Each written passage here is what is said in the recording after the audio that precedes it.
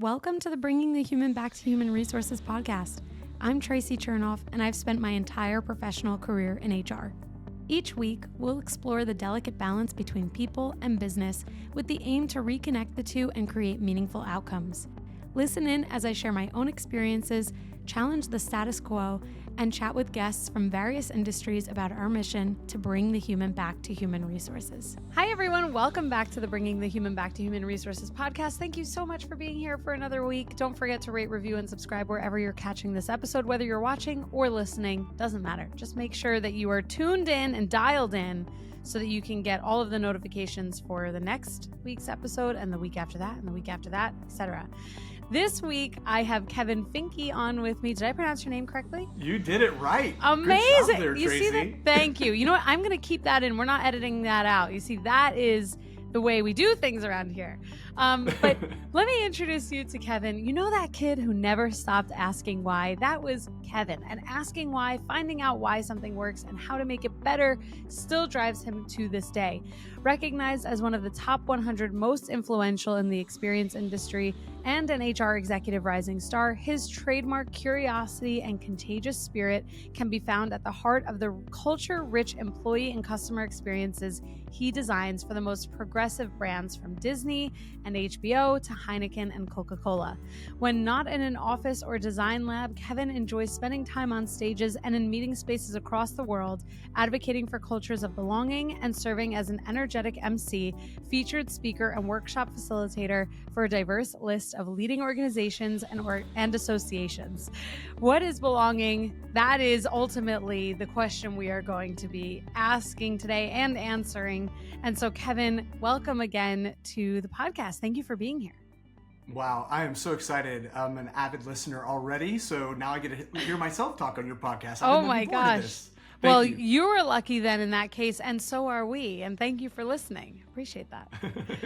So, belonging. This is like really, as I mentioned before we stopped recording, this is kind of perfect timing because this is coming off the backs of recent episodes that by the time this launches will have already been kind of in the ether and published. Topics like DE&I, equity, SHRM removing the E from equity, like all of these discussions. And also I'll say that a lot of what comes into play when thinking about belonging to are technological advancements and AI and things like that. Another big topic that's been talked about on my podcast. What does belonging mean to you, and why is it so important to you personally? I'm asked that question. That's usually why I'm speaking normally or consulting or doing work at my human-centered design firm called Experience Willow. We have our own intellectual property. We call it the belonging journey. We believe as humans, we are all on these psychological, emotional journeys to belong, to find our people, the people that make us, help us feel better about ourselves, give us, self-worth, but also give us love. And, and ultimately what we all crave for as humanity is, a group of people, belonging. Belonging at its roots is a psychological need that 8 billion humans all share, regardless of where we live on the planet. We all share that we have this psychological need. Maslow would say it's our lower level psychological need. The higher level is self-worth, self-esteem. And basically when you put those two together, if you can find organizations and cultures or associations or literally any kind of group, if you can find those people that include you, that you feel connected to, that respect you, value you, that, take care of you, then you'll have belonging, and hopefully they'll help you make you feel better about yourself. And you'll get higher levels of self-esteem, which is ultimately, I think, what we're all in it for. Yeah, absolutely. I mean, self-esteem has a huge influence on how people interact with one another. And when we think about belonging, it offers the other terms like connection or connectedness, achievement. Also, I fundamentally believe that when people feel like they belong, there's a much easier path to achievement.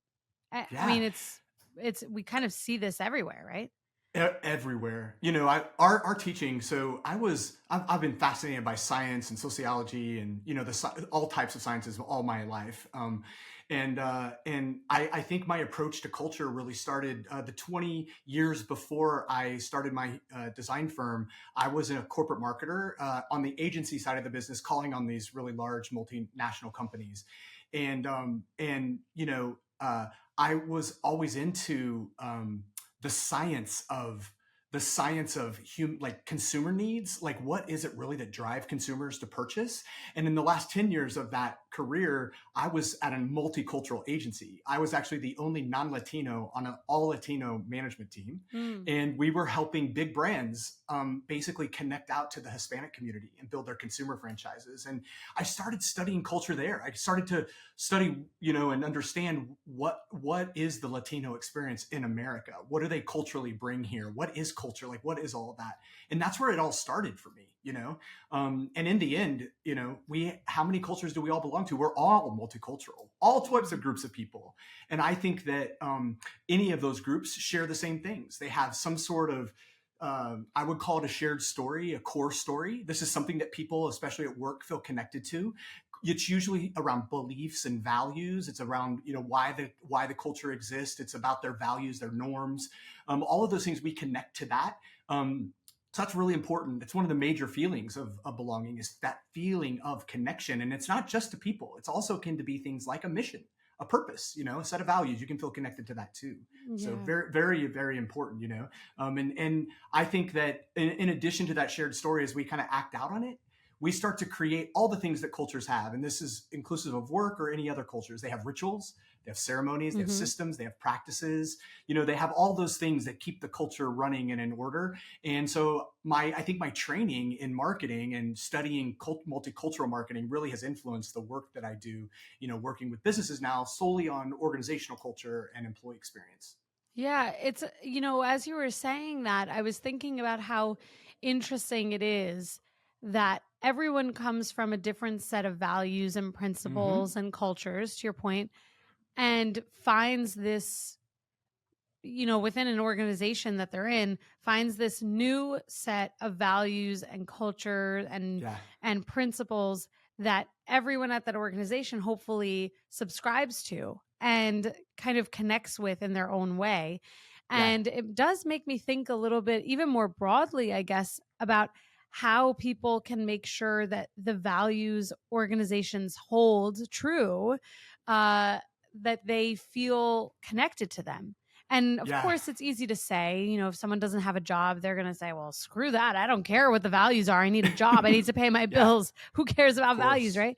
But at the end of the day, belonging can't happen unless there is that desire to subscribe to those values, right? That's it. It is. It's true. I mean, the way I kind of think of it in our belonging work, we talk about as designers, how might we help cultivate careers of belonging? And all of the work that flows out of there is very individual. It's like, how do I craft a career where I find belonging? Because what we know through data now and through all the work that Gallup and Qualtrics and all these companies have been doing as they've studied belonging, as they've studied engagement, belonging is the key driver of engagement.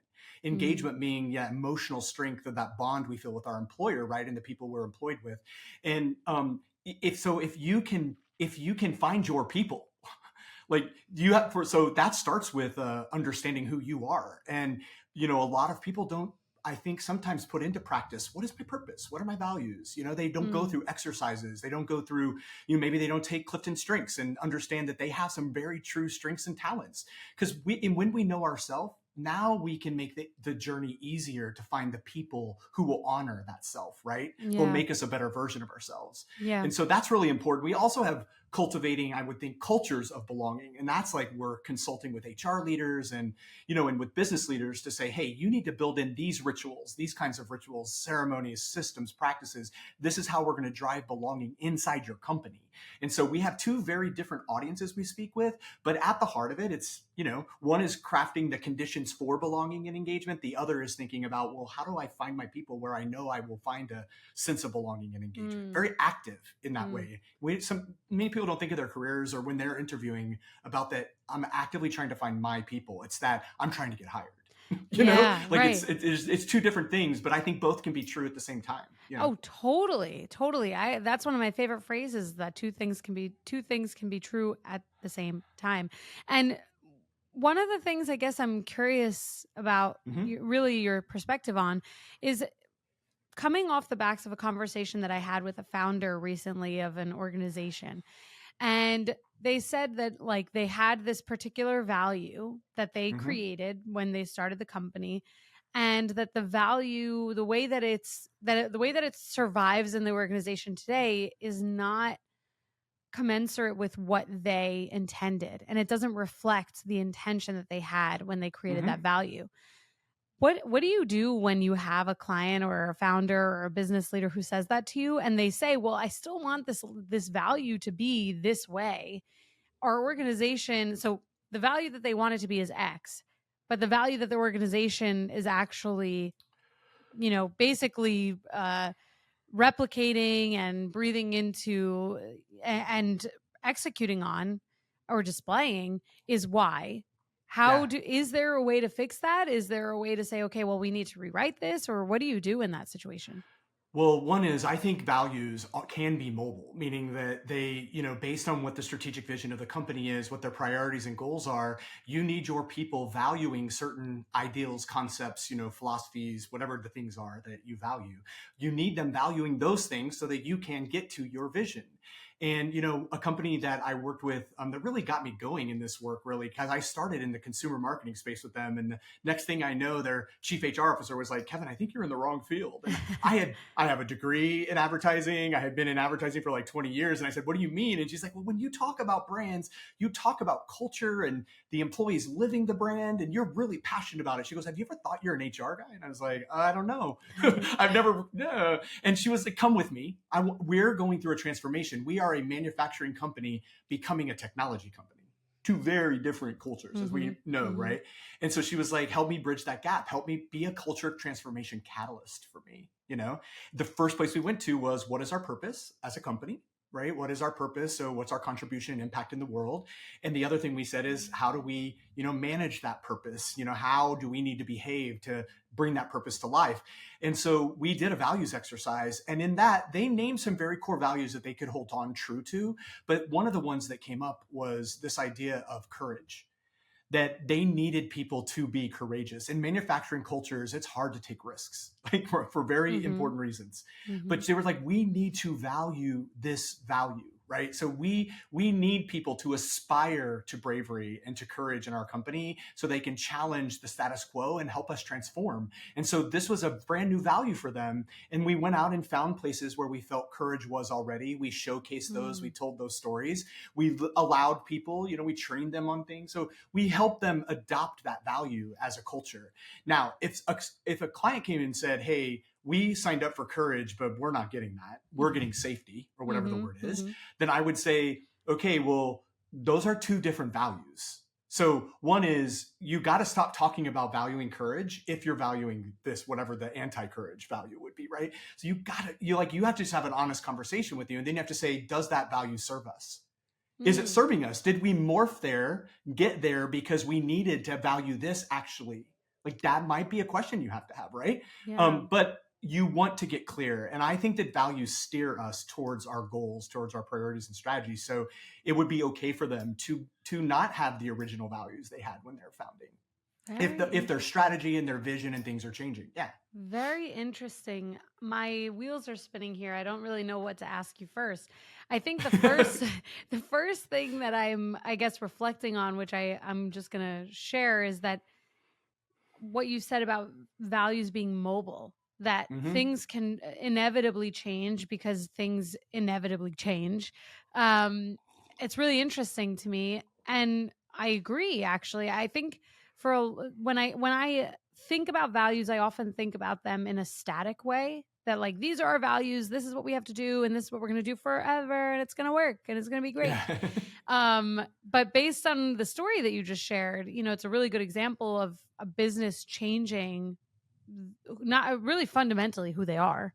And with that, you have to change your values. And so then now I'm thinking about really like this particular person that I was speaking with, and the reality that the company that you start is inevitably going to be different than the company that you have 15 years later or 5 years later, however, even 5 months later, it's totally different.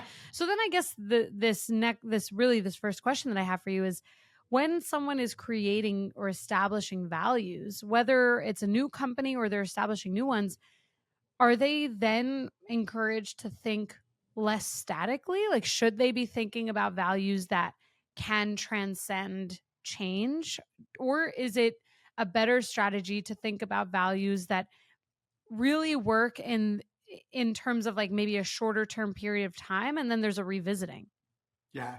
I think so as a designer, I'm an iterator. So I don't Mm. believe anything is ever perfect. And I think everything should be iterative. What you have to have is an ongoing listening and empathy practice so that you can understand, are things working or not working? Are people getting what they need or are they not getting what they need? And then how might we start to solution for those things, right? So that we can meet their needs more. So I would think that my message, I'm actually a big part of the work we're doing right now is designing the core story of companies. Mm. Coming out of COVID, workers and organizations are craving clarity Yeah, that's true. and truth. They're That's also craving like true. who are we? What is our truth? Who are we? What do we stand for? And also because like it was chaotic and so much transformation happened, people lost themselves, literally. Or they found themselves lost, and they That's were like, oh funny. my Yeah. God, I thought I was found. I thought I was with my Right. people, and I'm not. Yeah. These are horrible people to go through a pandemic with, or Yeah. whatever they might be Right. saying. Whatever they're, Yeah. yeah. So when we're designing a core story, we believe the core story of every culture has 5 parts. And these are the 5 that we always want when we start with any company, we're like, can you tell us what these 5 things are at your company? Because normally I'm getting engaged at the C level, the chief level, whatever the size of that company is, and saying, I need to understand who you are. And then I would need to understand what it is you want to do. And then I can come in and maybe do some things for you. And if you don't know that, I can help you get there, right? Mm. So when we're designing core story, we talk about one part of the story is timeless. Likely the purpose of the company, the why it exists, that is likely with the founder. Like that founder had a reason for starting that company, and that purpose will likely live timelessly until the company is no longer. Mhm. That's, I believe, a truth. Then you have to know your mission. Your mission is what you do every day and who you do it for. Like you need, and we're really good. Simon Sinek would tell us we're really good about talking about the what. We are good. That's what you do. That's what you do, right? Then you have vision. This is like, if this is our purpose and our mission, this is why we exist and what we do. What is it we're going to be in 3 years? What's our vision? Where are we headed? How are we making the world a better place? What's the world going to look like inside and outside our company because of who we are, right? Like that's the vision. Priorities are, how do I get from today, my what I do today, to where I want to go? Like, what are my priorities? That's your strategy. Together, vision and strategy make that strategic vision that more and more workers want to understand. A lot of our clients struggle to articulate their strategic visions. Now, what's left in the middle? And what we teach is your values are a way for you to live with who you are today, but yet can steer you towards the future that you've outlined. So they actually sit in the middle of all this. They're like, we have to be true to our purpose and to our mission. What is it we need to value so that we can achieve those things? But also, are there any things we need to value to get us to our vision, which could be transformation or something that you need to value more? Right. And so that's that idea of having that strategic narrative, that core narrative solid inside your company. It should be iterated, constantly paid attention to. Is it changing? Is it evolving? Why is it changing? And we find that our clients really value by getting really clear that way with their employees. Throughout my experience in HR, I've come to a profound realization. Certain tools can truly be a game changer. That's why I'm excited to talk about Cocoon, the leave management software that's making waves in the industry. I've heard wonderful things about how Cocoon not only simplifies the entire leave process, but also keeps administrative costs low. Their automation handles the most complex parts of leave, from compliance and claims to payroll, saving your team countless hours and headaches about leave. Clients and their finance teams rave about the cost savings they've seen by taking advantage of state and disability benefits for their employees. Plus, Cocoon integrates seamlessly with top HRIS systems like Workday and ADP, ensuring a smooth process from start to finish. Head to cocoon.com/HR and see the value for you and your employees. New customers who mention my podcast are eligible for a 50% implementation fee discount. Again, that's cocoon.com/HR, COCOON.com/HR. Now let's get back to the podcast. Yeah, that's so interesting. This idea that the values are actually the agile piece of the puzzle because they have to exist in the context that we're in today, and they have to be able to drive us toward our vision for tomorrow or 5 Exactly. years from now. So fascinating. And I really love the way that you have allowed us to reflect differently on this, because I think it's certainly possible that employees see values of a company and they're like, whatever, just the values. Yeah. But the thing is that companies really, there's a reason why companies have values and a mission, and it's because values do connect us. Coming back to the initial Yeah. topic for today, when we think about belonging, I can't imagine working for a company that didn't have a mission, that didn't have a vision, that didn't have values, because then it's like, okay, we're doing this work, you're paying me to do this work, but what is it all for? What's the Yeah. purpose? Like, why Yeah. are you Yeah. paying me? It's like it brings in this whole Exactly. existential question of like, why Yeah. the heck am I here? So Okay. it makes So sense. Yeah. yeah. Now, so I've told you like these two kind of ways we approach belonging. Think about it. I just walked you through. Here's how we would help a company cultivate a culture of belonging is by getting clear on who they are. Right. That's the first thing. These people over here, like they can have the same story. You should, as a professional, aspire to understand your purpose, and you can articulate it, and you can easily take Simon Sinek's workshop online or whatever, and he can help you, and his team can help you identify your purpose. You could go right now and Google Brene Brown's personal values exercises, and you could figure out your values. You also already know what you're good at and what you're likely. If you don't know, you should probably take Clifton Strengths. You should like think about your skills. Like that's your what, right? That's what you're getting paid, that what you do.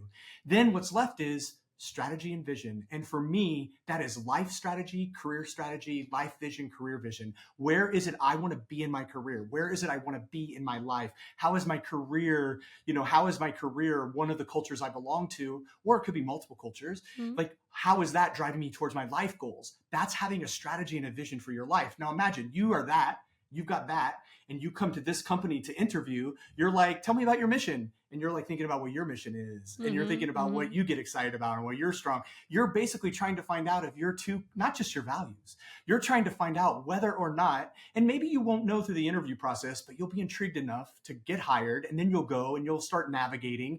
But you always should be in pursuit as an individual for your people, for what it is you stand for. And become the most perfect version of that, or imperfect version of that, I would say, because you can iterate. But it's at the heart of my teaching, our team's teaching, Yeah. clarity, Yeah. clarity, Yeah, that's amazing. So important. It's so important. I think it's, these are the things that can feel very, again, existential. It's like, okay, these are the values. Some, big wig who started the company, especially you think of these companies that have been around forever. Yeah. It's even harder to really understand what the initial vision was for the values, but actually based on what you've shared, it doesn't really matter what the initial thought was or the initial vision was. What matters is, where are you today? To your point, you ask your clients to really define where their organization sits within the values today, and also where the company sits.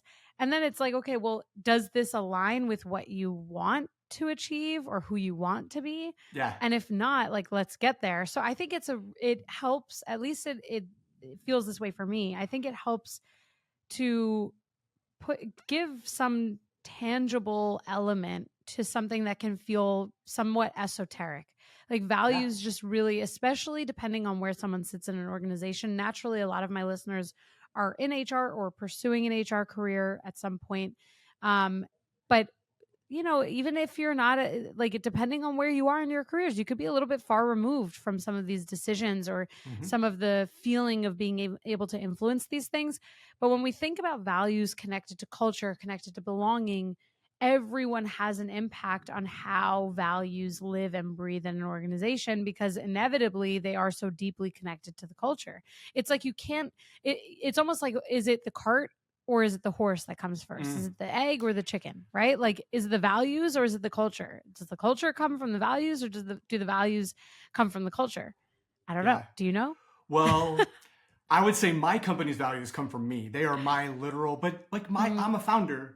Yeah. So my company's purpose and values are my purpose and values, right? Now what I'm doing is trying to find people who are trying to find me so that they can, who align well with my values. My Sure. values I express as action words.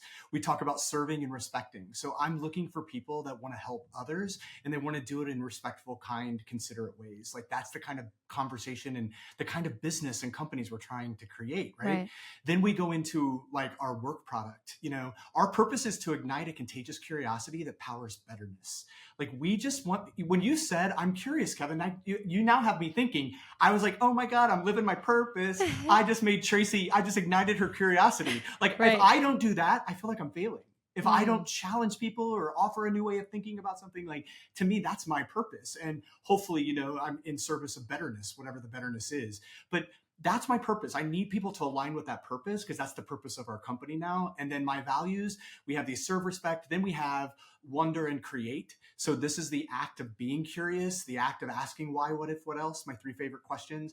And then it's the act of actually creating something, like being creative. I'm known as a creative. So like I need to not just, create concepts. I need to make real things work. And then our last are strive and thrive. Strive is all about excellence. It's about being your best self. It's about having fun at work, enjoying work. And thriving is about, exactly what you think it is about. So that's really like, it's those values are I know shared values because most founder stories are shared values, shared purpose and value stories. Usually, they might evolve over time based on where the business heads, but not the purpose, but those values might evolve. But that's definitely the way I think about it, and I would say one other thing is you must, in smaller companies, small businesses, or companies that maybe haven't built up their HR infrastructure, they haven't scaled HR, many times they don't have people and systems and practices in place. And values are something, in addition to the strategic vision, those parts of the story have to be cascaded from the company to every department and team and to every person in the company. Like you need to know that what you're doing at a role level, an individual level, is supporting your team success, which is supporting your company's success. That's the ultimate feeling of belonging. Comes from those things. And I work with so many companies who are like, we've never cascaded a goal ever. And I'm like, okay, well, let's find the right system for you, so important. And those values get cascaded too down. Yeah. I totally agree with you. And this also did make me think a little bit about something that we've kind of touched on, which is when someone is in the process of finding a job. So obviously there are 2 parties at play there, the person looking for the job or interviewing, and then the person doing the interviewing for a company. So I am a big believer that people are not culture fits, they're culture adds, because everyone has an impact on the culture. And I also think just from like an inclusivity perspective, we have to see that people bring their own, as we've said, values and experiences and cultures with them. And organizations should be open to that. And people bringing their experiences, I think, really enables and empowers organizations to grow, because that's what brings on innovation. That's what brings on connection, like all of those things. Right. So it seems that you're in agreement there. And I would imagine that most of the listeners can kind of like subscribe to that a little bit, that people shouldn't necessarily fit in. They should add to whatever they join. And so with that understanding, and please feel free to disagree if you actually feel differently. With that understanding, then, how does someone who is on the interviewer side of the table, so someone representing an organization, how do they determine whether someone is adding to the culture, and where, like, let's say someone's like, hey, our value is to strive. Like, strive is one of our values. How do you strive? And then they give you this, cookie cutter answer. How do you really figure out if their values are a match or at least an add for an organization? Well, I think in interview practice, there are some people that are good to like understand people and what they're going to technically or functionally bring to the table. I believe in the interview team concept where every team member has a role, and they can be shared roles, but like they all have a role. And I think there are just people that are good at reading people and who they are as people. And I think there, are people who are like, I know that person's going to make a great software engineer. Right? Like they just are good at they know functionally this person is going to do the functional role. But I think we can't underestimate the role of like that feeling, the feeling of, will these people, I mean, they are going to add, but there is an element of fit. You cannot hire someone who is an anti-value unless, Totally. okay, that makes sense? Yeah, Like, okay, I agree. like I agree. okay, There like is if they have a fitness value, for values. Yes. yeah, like I feel like they have to. Now, if you know the journey you're on, like I have a client I work with who suffers a little bit from being able to be disruptive or innovative because they're so nice. Like they're just a nice people and they don't like to challenge people, And so when many times they hire someone to bring them in for change or transformation, that person is not successful. They usually, I hear story after story of like, we hired them a coach. I'm like, why'd you give them a coach? And then they were like, well, they're going about the change wrong. I'm like, did you think about maybe coaching the people that they actually are working with versus them? Like you brought them into change, Right. So I think that like sometimes like you have to think about, what is this role? Maybe they need to be anti-value in order to be successful, but then how do I get them? How do I set them up for success? To be very authentic. interesting. Does that make sense? Yeah, very interesting. But I would say though, Gallup does a great job. They have a huge onboarding practice. Like, what are great onboarding programs? And if I'm gonna draw this from memory, I haven't talked about this, but it just came in my mind that new hires have 5 questions. And if we just think about this in relation to the recruitment experience, but you have to say, what am I responsible for? Like the sooner you can tell me what my goals are and what I do around here, like the more ways. So in onboarding, you want to start getting to that pretty quickly, right? You also have to answer, who am I doing it with? Like, who do I have to do it with? So they need to be introduced to people. How am I supposed to do it? This is where values, norms, all that kind of stuff, rituals, ceremonies, all the things they can get embedded into. The last 2 are really interesting. Obviously, they have a big strength-based practice at Gallup, but they talk about, what makes me unique around here?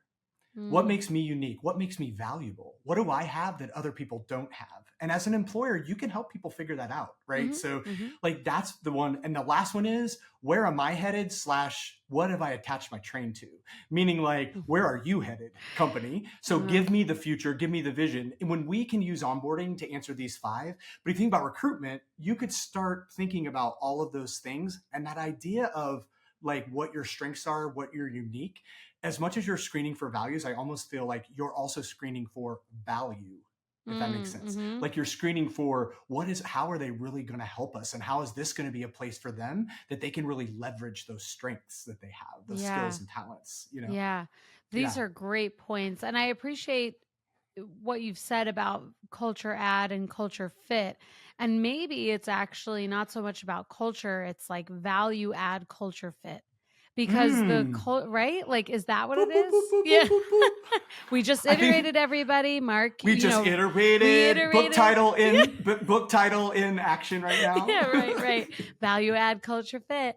See, but this is really the beauty of having discussions and being open with ideas and brainstorming and all, right? Like I have to really give a lot of credit to every podcast guest that comes on here, because I'm always like, wow, that's a great, like, I'm always like going back to these conversations because I inevitably end up leaving the discussion feeling like I've either learned something or felt inspired to do something differently. So thank you for engaging in this discussion and challenging actually something that I've kind of held as a closely held belief.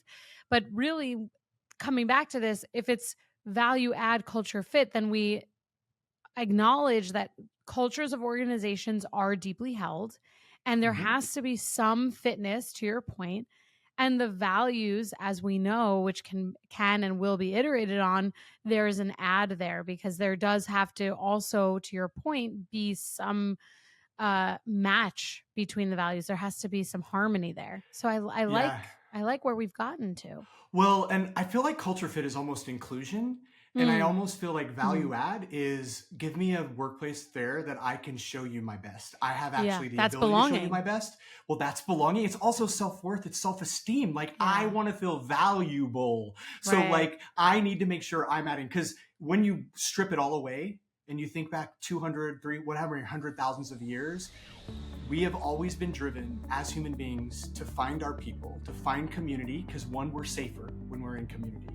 But we actually also can find value, we can find meaning, we can self-achieve, self-actualize, right? So like, it's really important. There's like safety and, you know, and security, but there's also belonging and self-worth and, you know, self-achievement, and all those things are very true when we're in groups of people. So we want to find the people that allow us to, that really, I guess, in an essence, allow us to have all of our needs, whether they're physical, safety, security needs, but also our psychological needs, you know, and our fulfillment needs. Wow. To be met. We 1,000%. And you know, Kevin, I think we just came full circle without even realizing that we came full circle, because we started talking about self-esteem and all of that and belonging. And here we are coming back to self-esteem and belonging. And we didn't even know that we got here. No. And imagine, don't you feel good about yourself right now? So good. I feel so good. Like, go me. Good. I can go on with my day feeling so accomplished. Value added. I love it. That's amazing. No, first of all, I really appreciate that you've come on the podcast and again have given us some tangible elements of understanding here, or I should say understanding through things that are tangible, because I do think it, again, like these things can be a bit like existential and it's sometimes really hard to understand like why values and belonging and culture and all of this actually really matters. And I think for non-HR folks, it's often this like, okay, this is just like smoke and mirrors. Like, what does culture really mean? And like, is it really important? Does it waste time? And no, it doesn't, because again, coming back to my initial, the thesis for today and my initial point is that I do believe, and I think if I'm recalling correctly, you agreed with this, that when people feel they belong, that there is higher achievement because of that belonging. So no, 100%. Right? 100%. So no, it is not a waste of time and energy. No. It is so, so valuable. You have added value to this podcast, Kevin. Thank you so much for being here today and for, you know, sharing again some really, really wise and informative and interesting points for us to walk away with. Thank you so much, Traci. Thank you, Kevin. Hey, just before you go, don't forget to subscribe to this show so that you are the first to hear when an episode drops each week. And maybe leave a 5-star review and a comment about how much you loved this episode. Plus, if you have someone in mind who would really enjoy this episode, make sure you share it with them. Thank you so much for tuning in, and I will see you next week.